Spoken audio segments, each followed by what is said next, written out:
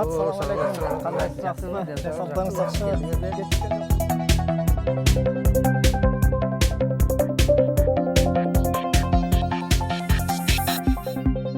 Жайында барып келем 10 жыл болды. Ошо велосипедтен эрте менен транспорт болбойт.